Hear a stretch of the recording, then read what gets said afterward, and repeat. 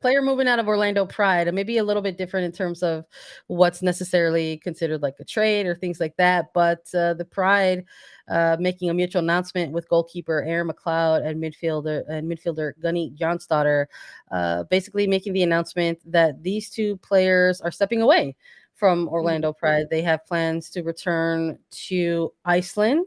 The duo is married, and the wives are looking to start a new chapter in their life in Iceland specifically. So, news of this dropping kind of right after uh, essentially the announced retirement of Darian Jenkins. So it's kind of this 1-2 combination of three players who are not going to be part of this Orlando Pride unit moving forward. When you sort of we talked a little bit about Darian Jenkins in a previous episode and her retirement. Now we have this chat about when you're sort of looking at this particular announcement, like what were your reactions when you saw it? Was it just like, oh no, like here's some more players that the Pride are losing, or is it just sort of like, okay, you have to just sort of pick up with the pieces that you have and push forward through preseason? It was a little my response and reaction to this was a bit two-pronged because Yeah, I am super happy for Aaron and Gunny because, yeah, Gunny is from Iceland, she's an Icelandic international player, and for Gunny to be returning home is really special. That's really cool. After so much time away from your home, you get to now go back to Iceland and go back to home with your wife. Like, that warms my heart, and that makes me super happy. But these are two yeah, veterans in the league, experience with Orlando Pride. They've both been on that roster for a chunk of time. So that's something that I think is maybe going to hurt Seb Hines and this Orlando Pride team moving forward because last year in 2022, Orlando dealt with a lot of ups and downs. They struggled and they had weak moments. They had some really strong moments throughout the year as well. And they had a very young team last year, a new team, right? That had a lot of new players coming in that hadn't played together consistently. They end up getting an interim head coach towards the end of the season. So this year, it was like the turning of a page for Orlando. They've got Seb Hines as their head coach, who finished out the year with them last year. He gets a clean slate with this team. You've got Marta back in training after her year out due to an ACL tear. And now you lose your starting goalkeeper in Aaron McLeod, who played pretty much every single game last year for Orlando, most of the games between the sticks for Orlando. She was very consistent. She's a huge leader for this team. And Gunny, who's a midfielder that brought so much veteran and leadership ability to the midfield for this Pride team. So that's something that I think is going to hurt this team moving forward without some of those veterans and those older players that have been in the league for a while not being there. But ultimately, there's only so much you can do, right? They're probably nearing the ends of their careers. They've been playing for a long time, and now they get to go celebrate the honeymoon phase of life together in Iceland. And I'm happy for them on that front. yeah. We'll see what the next move is for them. Iceland does have a league out there, and so I know there's a ton of players who have had experiences within that league specifically, and are now playing in all different areas of the world now. But Orlando Pride, not the only team to have a bit of player movement or player news to talk about. Chicago Red Stars making some headlines of their own, and this time in a way in which they are adding pieces to their roster instead of saying farewell. So there was a long dark stretch and period of time there where when we were talking about this team, it was in the sense that they kept losing players, and now as they kind of are taking those early steps into preseason, we're talking about Chicago adding players to their roster. They announced that they signed Brazilian international and midfielder Julie Bianchi to a 2-year contract. She is the first Brazilian to play for Chicago in its NWSL era during the WPS days. Chicago Red Stars was a home to Cristiane and Formiga, so third ever, but first ever in NWSL history.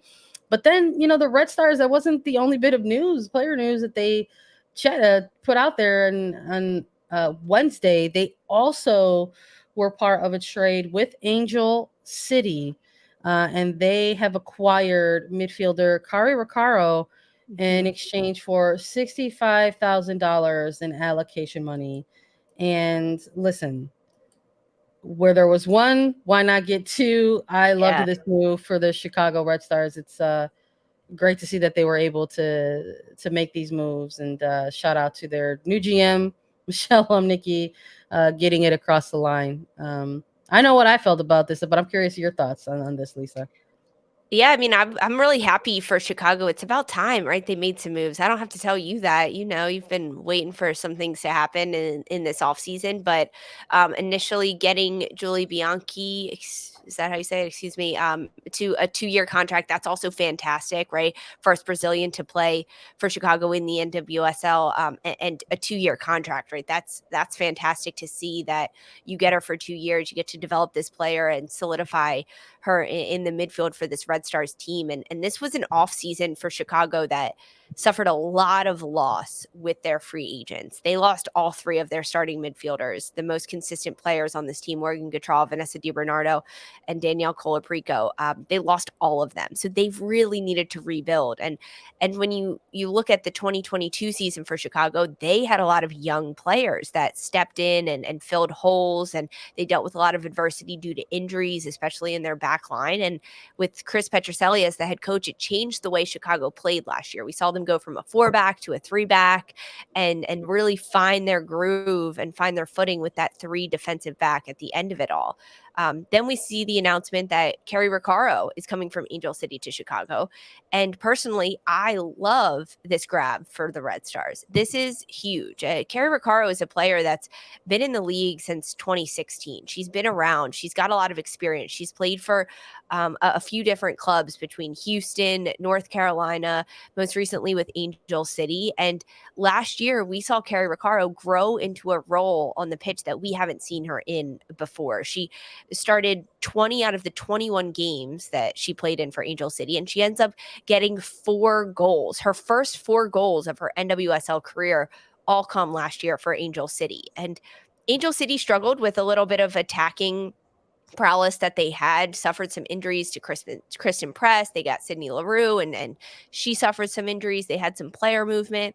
But the fact that your defensive midfielder and Carrie Riccaro is scoring goals, 4 goals and 1 assist for Angel City last year, I think that's a promising thing. And so now you put a player like Carrie Riccaro underneath someone like Mallory Pugh, and with the vision from Riccaro to be able to play those slip passes through onto the foot of a Pew, the young players up top like Elle Stevens, this is exciting to me for Chicago. I love that they picked up Riccaro, and Angel City then getting $65,000 in allocation money. So not too bad for Angel City as well, but I think Chicago wins in that trade for now.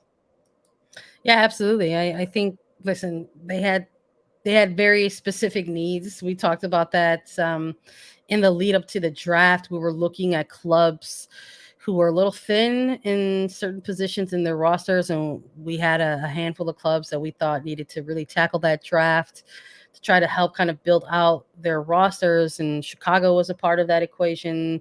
Orlando, Washington Spirit, we had included in there as well.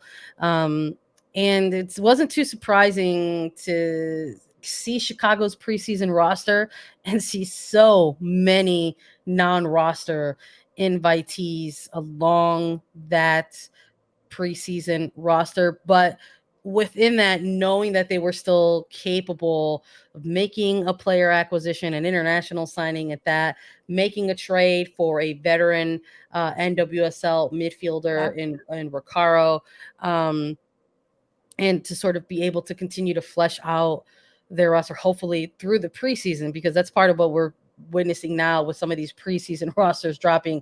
Preseason is one of my favorite times of the year for NWSL, because you get to see these preseason rosters and you get to take a look at who's got 30 plus players on their preseason roster. So many times you're looking at rosters that have like 30 players or even like 35 players on them.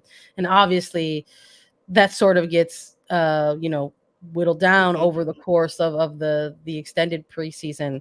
So we'll see the players who leave an impact, who will be able to maybe earn a contract out of preseason performances. And good for Chicago for sort of trying to finally find a way to sort of build out the midfield specifically for them. I'm very curious as to where and how they might utilize these players. Ricardo Kent is someone who could play lower, but so is Bianchi. Julia's coming from Palmeiras and in Brazil, and she has won awards out there for being like the best defensive Brazilian defensive midfielder. So I'm very curious as to what we're going to see. Are we going to see a pivot? Are we going to see someone move higher? Very, very excited for the team moving forward. Gotham FC. We got to chat about I guess the other shoe finally dropped. They kicked off. They were the ones who kicked off the free agency period. When Kelly O'Hara went on Men in Blazers, an episode of Men in Blazers, and made the announcement that she is going to move from Washington Spirit to Gotham FC. And then there were no details about it was too early too, right? Gotham ends up getting fined because they did it too early and they weren't even allowed to announce it. They do all this big Men in Blazers and announce it for Kelly O'Hara, and they end up getting a fine. They didn't even care. And then it was like, okay, well, how long is she there?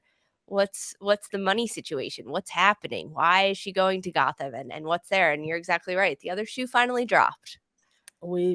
She signed it. It's official. Like, it wasn't just an announcement. There's a contract. It's a multi-year deal. O'Hara with Gotham FC on a 2-year deal, I believe. And they finally have that other piece that they knew that they were going to have for 2023. Free agency has been exciting, but it's not just player movement that we have been talking about this week. We saw that the Thorns went ahead and made it official. They've appointed Heather Davis as CEO, their chief executive author. Heather Davis has been involved with the Thorns organization, kind of in an interim role in general counsel, but now essentially being promoted to the new CEO. And just wanted to include that within all of our news here.